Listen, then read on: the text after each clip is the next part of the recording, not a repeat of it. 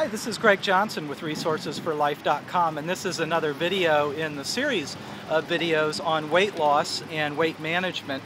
This is my own sort of weight loss journey and weight loss journal by means of video. I try to focus on at least one or two topics in each video that people can kind of grab a hold of. So in this video, what we're looking at first is this concept of having two bodies. And what I mean by that is that certainly you have your most apparent, I suppose you would say, your outer body, which is that layer of fat that you're trying to get rid of, let's say. Or if you're just looking at your overall body shape and size or whatever, I guess you just want to tone it up. Even if you didn't make it smaller, you'd want it more toned. But this outer layer then, which is usually where our body stores the excess fat, that layer you want to be making smaller. You want that to diminish. But oftentimes I think people lose their awareness of the inner body, which is your muscular system, which actually you want to be building up. So what is commonly referred to as the weight loss journey is really a process of, toning up your inner body, maybe even gaining a little weight on your inner body, and losing the outer body, which is the part of your body which is just excess fat that's unneeded. And the reason it's important to make this distinction is because so many people, I think, fall into the pitfall of thinking, well, I'm just going to make myself smaller or lighter or something. And you run the risk of becoming, you've heard probably the expression, skinny fat, that there are people who are really slender, but they really lack a lot of muscular tone and muscular support, which can lead to back problems and other issues. So we've all seen these overweight people who are actually have great skin tone and muscle tone and look beautiful and healthy and wonderful. And similarly, we've seen skinny people who don't look healthy. So there's obviously this dual role that we need to be engaged in of reducing our body fat that isn't necessary and increasing our muscle tone and getting the nutrition we need to maintain quality health. So that's the first point I wanted to make. And in order to have success, we need to have measurable goals. And the measurable goal probably shouldn't be just, well, I'm going to lose a certain number of pounds. I've actually gained quite a bit of weight over the last few weeks or month or so, after really boosting up my workout routine. And so, I could easily be discouraged by that. But knowing that I have several goals in mind, which, in part would include reducing my overall size and general weight, I know one of my, higher priority goals is to reduce my body fat. And so if you have these measurable goals, another is not as easy to measure and quantify, but generally I think what we would all like to have is a higher energy level throughout the day, And that brings me to my second point.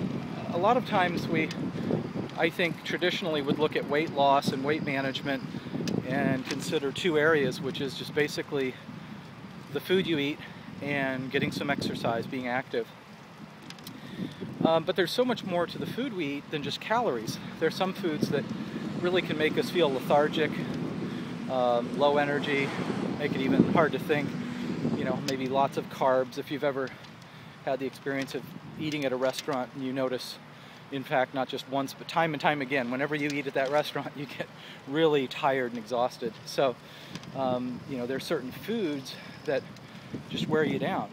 And what I've been exploring lately is trying to discover what foods, what activities, what just whatever I can that will boost my energy level, because ultimately that's what it's about, is having a really high level of energy. And I'm going to stop for a moment here and just check my notes, check the time on the video, see how much more time I have. And I know there were a couple more points I wanted to make here. Oh wow, look at that. I don't know if you can see that there, but this tire is suffering from a little bit too much pressure. So I'm going to have that looked at. So anyway, I know there was another point I wanted to make here in the video, and that's going to be right here.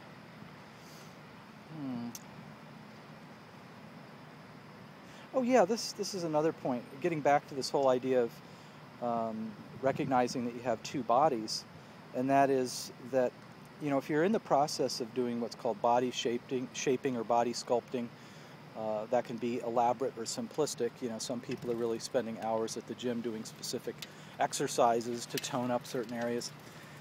But even at the most simple level, I think we're all trying to do some sort of body shaping and body sculpting, which is, as I say, this process of getting rid of the excess fat, building up the muscle tone, which are like two separate activities. You know, to build up the muscle tone, you're going to want to make sure you're getting enough protein and other nutritional items, and to get rid of the fat, that's going to take, you know, some higher intensity exercising and maybe cutting back a little bit on the high calorie things that you don't need.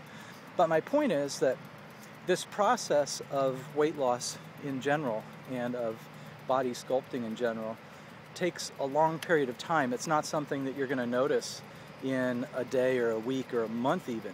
I'm noticing that after now like 6 months of doing push-ups in the morning, I'm now like 100% stronger than I was before. But that didn't happen overnight. I mean, now I can say that in retrospect, looking back over 6 months, but from day to day, from week to week, there was progress. There would, you know, sometimes I felt like I was going backwards. I would be less strong from one day to the next as I would be measuring it. And so that's something to keep in mind. You really have to keep your eyes on that distant goal. And then also, you know, remind yourself of, and this is, I guess, the third point. I don't know what we're up to now, 3 or 4 points, but the third point is remind yourself of why you have this goal, and whatever works for you. For some people, it's, oh, I really want to get into one size smaller of clothing, you know, or you want to look different. You want to look what you feel is more attractive, let's say. But for other people, those goals might be a little bit too superficial to really give you some traction every day, you know.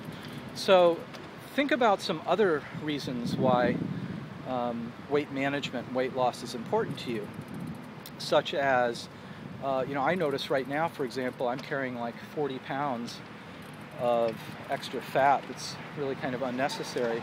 I'm about 20% body fat, and I'm, let's say I was 20 or 200 pounds just for simple math, you know, so that means I'm about, and actually I'm about 230 pounds, so I could probably cut that back to about 15% body fat. Anyway, the point is that I'm carrying all this extra weight, and I feel it, you know, in my joints and my feet. It doesn't matter if you're standing, running, walking, sitting, biking, even lying down. You know, if somebody threw a 40-pound bag of grain, you know, on top of your stomach, you'd be tired even if you were sleeping, you know. And so that's the sensation for people who, you know, have some extra weight.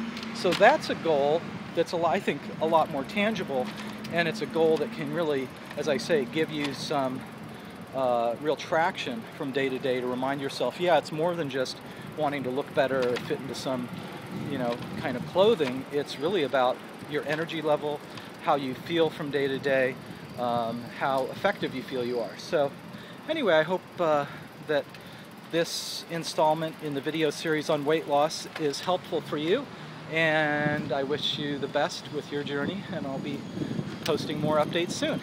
Take care.